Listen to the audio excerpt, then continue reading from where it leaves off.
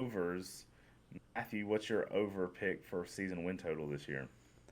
I'm going with Wake Forest. Wake Forest is sitting right now at 6.5 games as the line. I think Wake Forest is a pretty easy team to be able to get a couple games they're not supposed to win and kind of succeed in the ACC on lesser competition pretty much. Wake Forest has become one of those teams that is competing highly in the ACC, and they're one of the teams that's going to benefit most from divisionless ACC, I think.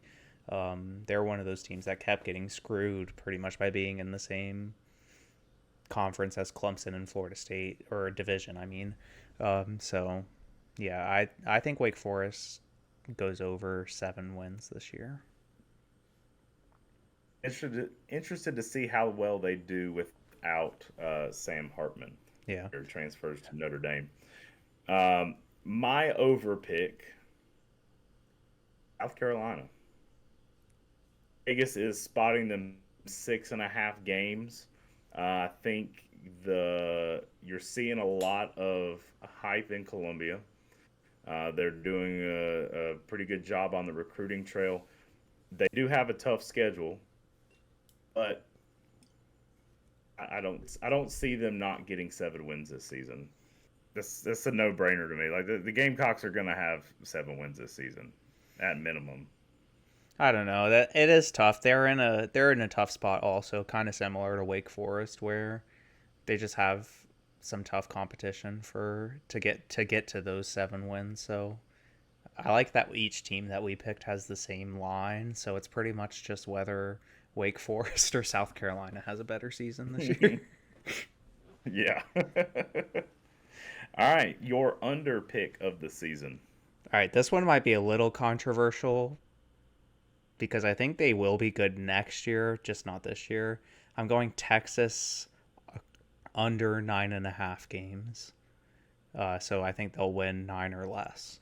Um, with the addition of Arch Manning They're getting a and lot of hype. yeah, they have a lot of talent coming in, and I think NIL is really helping Texas a lot because Texas has a lot of money. So uh, Texas might be back soon, sooner than Florida State at least. So that's all I'll say on that. You thought your pick was controversial. I'm bold. Alabama under 10.5 wins this season. I think they have the fourth or fifth best odds to win the national championship this season. Um, I think this is the year that they kind of a slight step back. You saw some shaky games last season, and I don't know. I just got a feeling about Alabama this year. They're not going to be the Alabama that we're used to seeing. That's interesting. I kind of had considered picking Alabama for my over pick because you never know if they'll be able to put together one of those seasons because it's really just a few games that they could stumble over. And other than that, they're going to be favored and high ranked in the polls if they're winning. So I considered picking them for my over, but 10 and was it 10.5 for them? And I have, yeah, Yeah, 10.5 is a lot. So I don't blame you. Seeing Alabama get 9 wins this season would be crazy though. yeah. Can you imagine Nick Saban He might with 9 wins? retire. All right, our college football playoff picks is the last season of 4 teams. Matthew, I don't know. Yours? Did you seed yours, or did you just come up with 4 teams? um, I didn't really seed them. I just kind of put 4 teams that I would like to see make it. But that's fine. I didn't. I think I kind of put mine in there that way, but it really doesn't matter. We can say that mine are seeded just for funsies. I'll go with number one, Georgia. Georgia doesn't have a tough schedule this year. Like I said, their biggest opponent is the speed limit sign. Like, and they're beating that every single day, so it doesn't matter. Um, Every day, uh, and women apparently. I didn't know about that. Um, I'll go my 2 seed, out of the Big Ten, I want to pick Penn State. They're the third highest projected team out of the Big Ten behind Ohio State and Michigan. We just found out this week that Michigan is losing Harbaugh for the first 3 games because of self-imposed regulations. That's not the word, but yeah, I've never bought onto the Michigan hype train. Ryan Day, I think, is a good coach, and Ohio State has a lot of talent, but I'd like to see some variety out of the Big Ten, so I'm gonna pick Penn State as the team to come out of there. 3 seed, I know I picked in Factor Fiction, or not Factor Fiction, the Twitter poll that Clemson's expectation should be to to win the conference championship, but I'm gonna put Clemson as the 3 seed here. I think with a good season, even if Clemson gets out of the regular season with 1 loss to either Notre Dame or Florida State, we will be in a position to make the playoffs if the right things happen. Like it's out of our hands pretty much if we lose that game. So I'll put Clemson at number 3, and then at number 4, this one's a little out there, but Vegas doesn't think so. I'm gonna pick Oklahoma. I think they might be the highest projected team to win the national championship out of the Big 12. So, yeah, I'd rather have a Big 12 team in there than have 2 SEC teams or a Pac-6 team. All right, my top 4 picks. I, like you, am going Georgia number 1. Like I said earlier, I feel like that's inevitable that they could potentially win a 3rd consecutive national championship. I'm choosing a different Big Ten team for my 2nd pick. I think Michigan, the pieces together again this season. I have them as a 2 seed. Just based on competition throughout the season. And I think that I project them to win their conference. I got USC as a 3 seed. And per usual, in like many years, I got 2 SEC teams in here.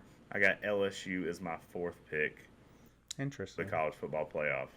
Interesting. What makes you think LSU is gonna get in there above Bama? You think they're gonna win head to head? Yes, I think LSU is going to beat Alabama this year. I don't think Alabama's making the playoff this year.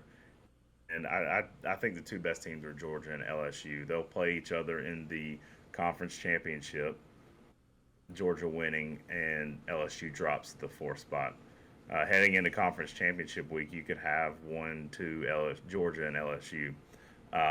I don't have much reasoning for a lot of this. I'm just looking at the odds, and I don't know. I don't expect Clemson to make the playoff this year. And I was just kind of going down the list. Your Penn State pick, I don't trust James Franklin. There's always a lot of hype or good recruits in there, and they don't always win those big games. And I don't know that that'll necessarily change this season. Yeah, you're not wrong. I kind of have a soft spot for Penn State. Like, I grew up with a Penn State fan playing football, so I kind of like them a little bit. I almost even went to Penn State online school instead of going to Clemson before I kind of considered Clemson as an option. So I kind of have a little soft spot for Penn State.